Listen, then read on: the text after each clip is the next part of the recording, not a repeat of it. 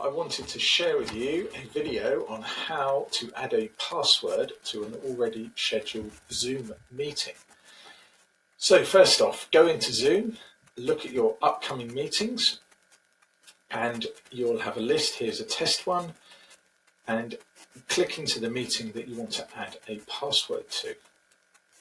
Why would you want to add a password to a meeting? To stop a meeting being Zoom bombed. I've written a blog about this. This is unwanted people gate crashing your meeting, which you don't want. So go into the meeting, and in fact, let me show you. So here is a meeting that I've just created, a test meeting. Every Zoom meeting has a unique ID of between 9 and 11 digits long. This is the meeting ID that was generated when I created this meeting. I'm going to copy this meeting ID, and I'm going to put it, I'm going to bring another window over here. So this is someone trying to join Zoom. They could be anywhere in the world. They could have seen the meeting ID online somewhere on your social media. They could have guessed it. So I'm going to put it in, and this is what people will see.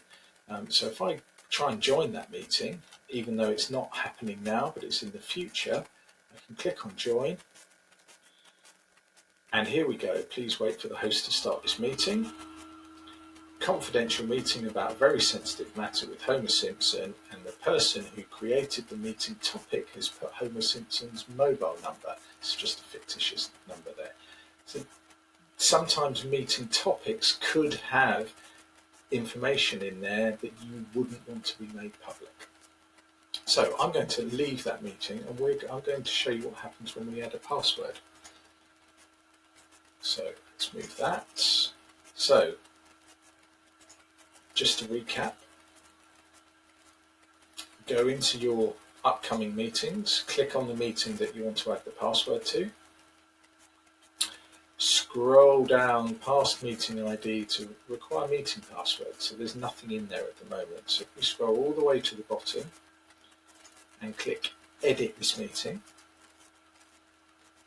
and then I can scroll down here and go to meeting password and put a tick in the box here.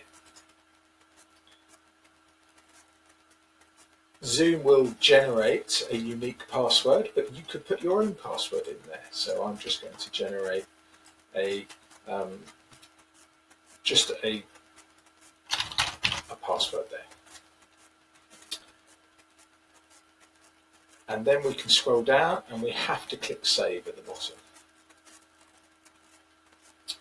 So now, if I highlight this Zoom meeting ID and go over to another screen and put the meeting ID into Zoom and try and click join, it's asking me for the meeting password. What you'll also notice is that it's not showing the topic of the meeting with that potentially confidential information. So that's fantastic. That's one of the main reasons you would want to add a password to your meeting. So I'm just going to cancel that and just go back to our meeting here. So we've got, after we saved it, it's put the password that you chose in the meeting password field. It's also updated the join URL, which is the link that you can share with people to your meeting. Now the meeting ID hasn't changed, so people who have previously that you've sent them the link to, they will still be able to connect to the meeting, but they will need the password, so you will have to get them the password somehow.